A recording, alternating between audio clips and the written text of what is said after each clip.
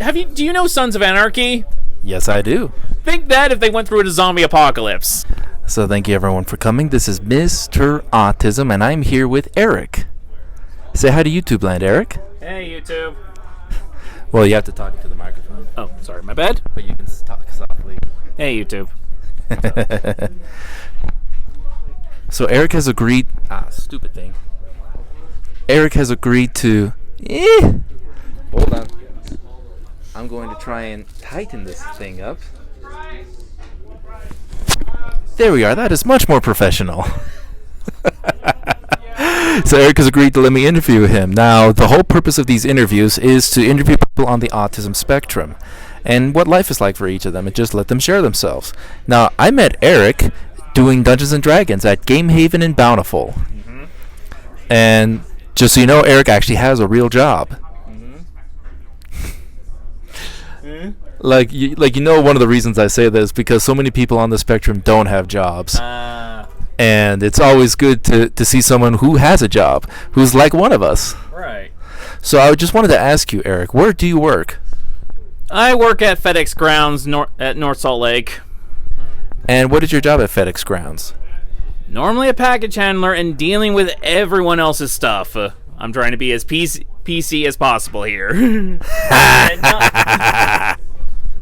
and not sound very spiteful for all the customers who bring me a lot of heavy objects. So, especially since it's around Christmas time, you're basically one of Santa's elves doing a menial task. You could say that. You can say that. If FedEx didn't pay well, I probably would have quit a long time ago. Amen to that, man.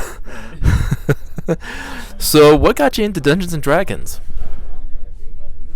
I've always was interested in Dungeons and Dragons, but primarily my friend Tim.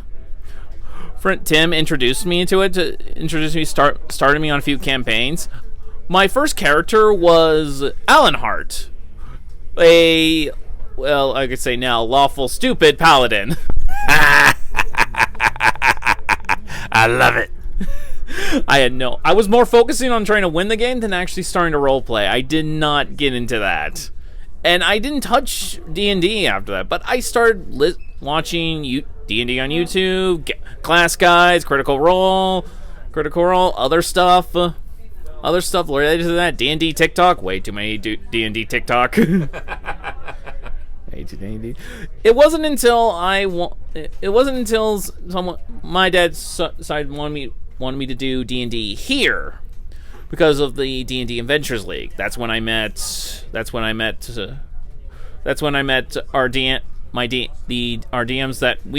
that are here right next to us at the table, who introduced us to the game, who introduced me to the game, started playing more campaigns, and the rest is history, in my opinion.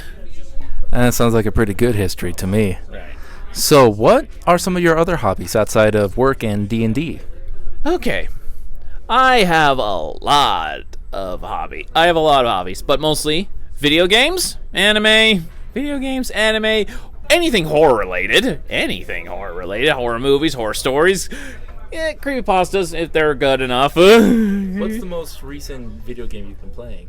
Mostly I've been getting into, I just wanted a good old zombie game, so I went with Days Gone.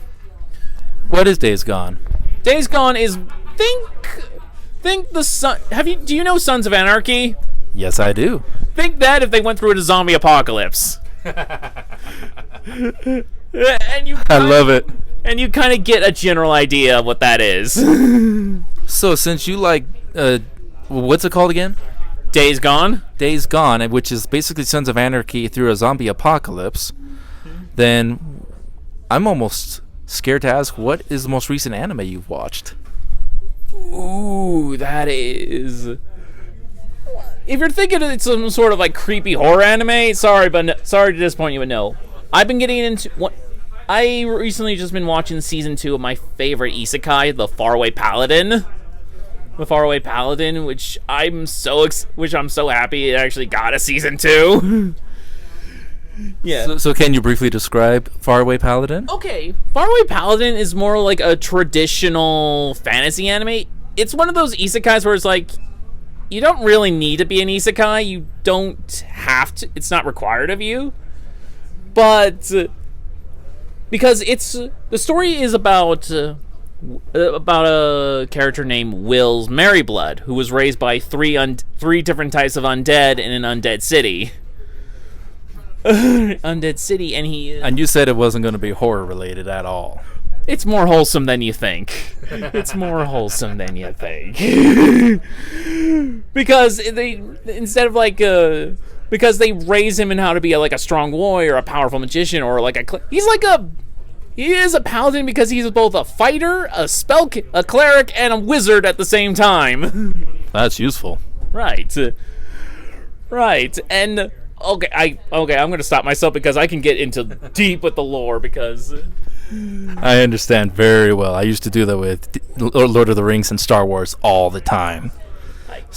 So in closing, because one of our other players has shown up and I don't want to leave him hanging, right. What is something you would like to share with people on the autism spectrum? Doesn't have to be about autism, but just something that you feel like somebody on the spectrum would like to hear or you want to tell them. Okay. Let me be clear. I have Asperger's. I have known that since I was 8 years old. And it's been a road. It has been a difficult road to discover what I am and what I fit into it. For the longest time, I would give up anything to be like a normal person. It wasn't until I was in my 20s that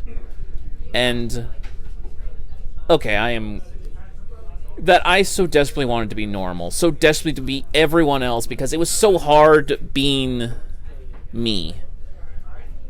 But here's my advice to you. Who the hell wants to be normal? Be you. Be what you want to be. Don't let anyone else try to put you in a box. Don't let anyone tell you what you need to be. What you need to be. Be you. That took me 20 years to find out. Okay. That's all I got. Thank you so much, man. No problem. Those are definitely very powerful words, and thank you, Eric, for your time. No problem. And thank you for joining us on the whatever we're going to call this channel. Have a beautiful day. Bye.